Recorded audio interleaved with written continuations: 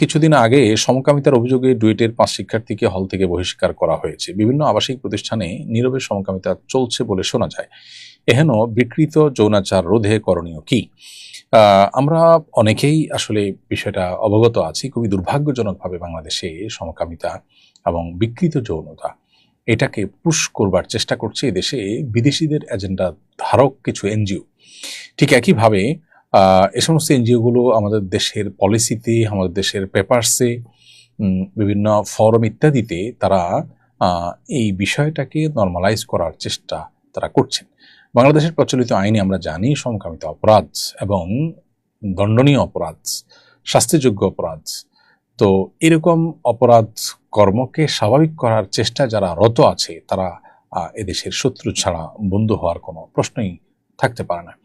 এবং বিভিন্ন শিক্ষা প্রতিষ্ঠানে এই বিষয়গুলোকে যারা স্বাভাবিককরণের চেষ্টায় রত আছে তাদের বিরুদ্ধে আমাদের প্রত্যেককে সামাজিকভাবে প্রতিরোধ গড়ে তোলা দরকার, তাদেরকে আইনের মুখোমুখি করা দরকার। এবং এ ধরনের ঘটনা আমাদের সমাজকে ধ্বংসের দিকে নিয়ে যেতে পারে। আজকে দেখুন যে সমস্ত দেশগুলোতে সমকামিতাকে নরমালাইজ করা হয়েছে, সমকামিতাকে অ্যাপ্রিসিয়েট করা হয়েছে, বিকৃত যৌনতাকে অ্যাপ্রিসিয়েট করা হয়েছে, সে সমস্ত সমাজে আপনি দেখুন মানুষের জন্মের হার কমতে কমতে এখন এমন পর্যায়ে চলে গেছে যে তারা বাহির থেকে মানুষ এনে তাদের দেশ পরিচালনা করতে হচ্ছে। প্রণোদনা দিয়ে সন্তান জন্মের হার কোনোভাবে তারা বাড়াতে পারছে না, কারণ মানুষের প্রবণতা একবার নষ্ট হয়ে গেলে সেটাকে নতুন করে ফিরিয়ে আনা এটা সহজ কোনো বিষয় নয়। এই জন্য শরিয়া বিবাহ বহির্ভূত সম্পর্ক করলে সেটার কঠোর শাস্তির ব্যবস্থা করেছে, কারণ বিবাহ বহির্ভূত সম্পর্ক এটা মানুষের জন্মের হারকে পৃথিবীতে কমিয়ে দেয় এবং মানুষের অস্তিত্বকে হুমকির মধ্যে ফেলে দেয়। তো এই জন্য এ ধরনের পরিবেশ পরিস্থিতি যেন আমাদের দেশে না হয় সেজন্য আমাদের সবাইকে সজাগ দৃষ্টি রাখতে হবে।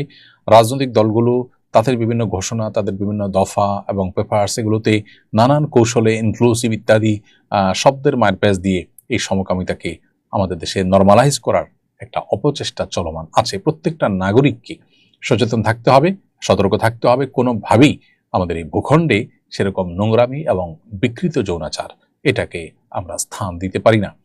যদি আমরা সতর্ক না হই তাহলে এটি ধ্বংস ডেকে আনবে আমাদের পরবর্তী প্রজন্মের।